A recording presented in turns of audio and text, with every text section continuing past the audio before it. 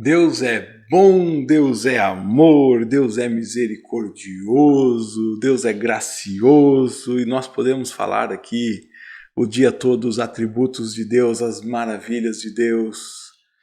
Mas hoje nós estamos lendo um texto que diz que Deus destrói. Deus destruirá uma pessoa que faz uma coisa que ele abomina. O que será isso? Vamos ver o que é que a palavra de Deus nos diz? Nós estamos lendo a Bíblia 365. A nossa porção do Novo Testamento aqui, né? Chegou na primeira carta aos Coríntios, capítulo 3. Hoje nós lemos aqui do versículo 5 até o versículo 23.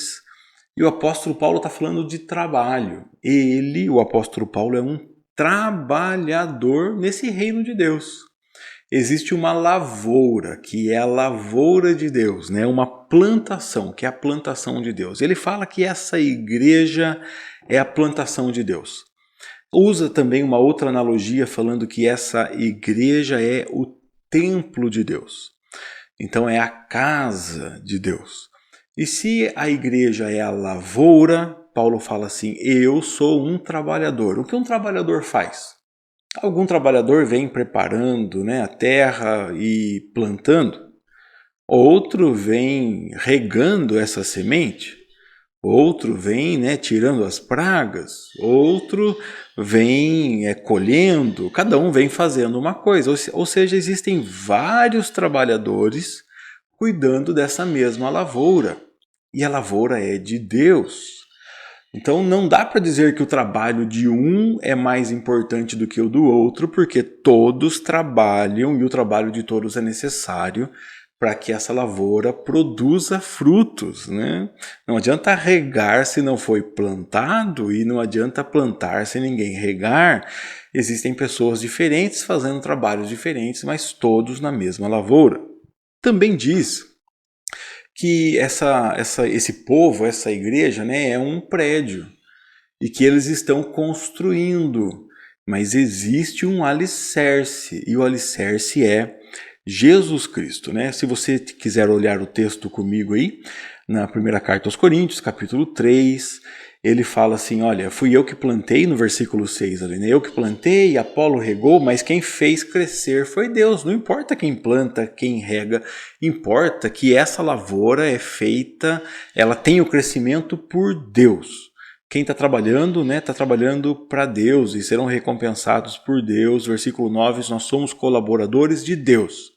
E vocês, a igreja, são lavoura de Deus e são edifício de Deus. E quando ele fala que são essa construção, esse edifício de Deus, ele diz que nós estamos então trabalhando como um construtor competente, mas ninguém pode lançar um alicerce novo, porque o alicerce, está no final do versículo 11, que já foi colocado, é Cristo Jesus. Quando nós construímos, temos que construir sobre esse alicerce. E podemos construir com coisas duradouras, como a palavra de Deus, né? Como as virtudes de Deus, que são coisas duradouras, que ficam, que permanecem, e ele chama aqui de materiais preciosos. Mas também pode ser construído em cima de ideias, né, de mentiras, de manipulações, que são coisas que não se sustentam. E ele fala que são feno e palha, e vai dizer depois que no juízo o fogo vai revelar. Se for feno e palha, vai queimar, e se for um material precioso, vai ficar. É muito curioso o apóstolo Paulo dizer isso e seguir a mesma sequência que Jesus está dizendo, usando essa questão coletiva. Não sou eu que sou o templo de Deus ou a lavoura de Deus, mas somos nós. É a nossa junção, é a nossa coletividade. Sozinho eu não sou templo, junto com você, como igreja de Cristo, nós somos templo. Olha de novo o versículo 16. Vocês não entendem que são o templo de Deus e que o Espírito de Deus habita onde? Em vocês. Então nós somos essa lavoura de Deus, esse templo de Deus. Mas eu comecei esse vídeo fazendo para você um alerta sobre algo muito perigoso. algo que o Senhor abomina e o Senhor promete destruição. O Senhor está trabalhando aqui na construção, porque os lavradores, né, os trabalhadores estão lá trabalhando, e quem faz crescer a lavoura é Deus, quem edifica essa casa é Deus, o alicerce é Jesus Cristo, mas existe uma promessa muito séria aqui. Olha o versículo 17. Deus destruirá quem destruir seu templo. Esse texto vem em consonância com muitos outros textos que a Bíblia diz, né, sobre Deus amar o seu povo, proteger o seu povo e destruir aqueles que se levantam contra o seu povo. A Bíblia diz que Deus abomina, Deus tem repulsa, ânsia daquele que lança intriga entre os irmãos, separa os irmãos. Você vê, por exemplo, no Novo Testamento, naquela igreja maravilhosa, crescente, pujante, aquela igreja ali descrita no início de Atos, quando um irmão chamado Ananias, que poderia ter vendido o templo dele, poderia ter pegado dinheiro, tudo bem, não tem nada errado, mas quando ele tenta plantar falsidade no meio da igreja, orgulho, aparência, Deus o mata. Num tempo que as pessoas falam que é o tempo da graça, o Senhor preserva a sua igreja. E aqueles que destroem o templo de Deus são destruídos por Deus. Por quê? É o que ele continua dizendo no versículo 17. Pois o templo de Deus é santo, e vocês são esse templo. O templo de Deus é santo, e o Senhor cuida do templo dele. Você não consegue imaginar o preço, o valor que tem para Deus a alma de um filhinho, de um pequenino dele. De um pequenino dele que talvez você ache insignificante. De um pequenino dele que pode saber menos que você, que pode falar uma língua muito menos articulada do que você, que pode conseguir se expressar muito pior do que você, que pode ter uma formação acadêmica muito inferior à sua, que pode ter muito menos posses do que você. Não se engane, ele vale muito. Ele vale o sangue do Santo de Deus, do Cordeiro Santo, a vida do Deus Filho, que foi vertida por ele.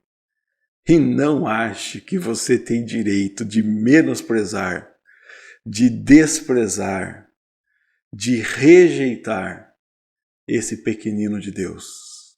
Deus destrói aquele que destrói o seu templo, aquele que destrói a sua igreja, porque o Senhor ama a sua igreja.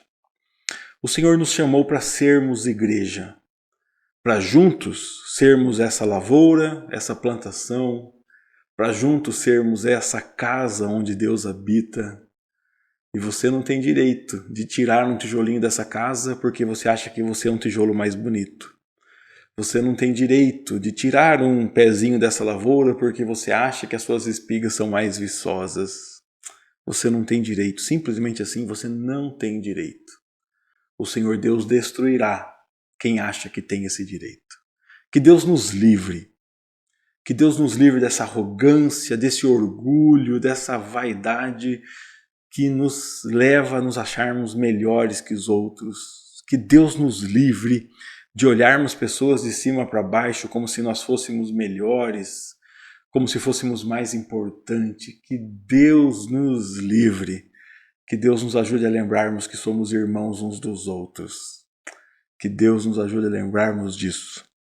Porque nós precisamos saber que juntos compomos o mesmo corpo, a mesma lavoura, a mesma casa e que Deus mora em nós. Que o Senhor te abençoe e te guarde. Foi uma bênção ler mais um trecho da Bíblia com você, meditar mais uma vez em mais um pedaço da Bíblia aqui que nos chama a atenção a nossa irmandade, a nossa comunhão. Se você entende que esse vídeo pode alertar outras pessoas, fazê-las fugir do orgulho, né? Fazê-las fugir dessa vaidade e fazer delas pessoas mais humildes, mais próximas, mais irmãs. Então compartilhe esse vídeo com outras pessoas para que ele possa fazer outras pessoas refletirem nisso que nós estamos pensando. E antes de ir embora, lembre daquele meu convite, deixa um like no vídeo, verifica se você está inscrito no canal e deixa um oi para mim no comentário que depois eu respondo você. Um grande abraço, Deus te abençoe e até amanhã na nossa próxima meditação aqui, se o Senhor nosso Deus assim quiser.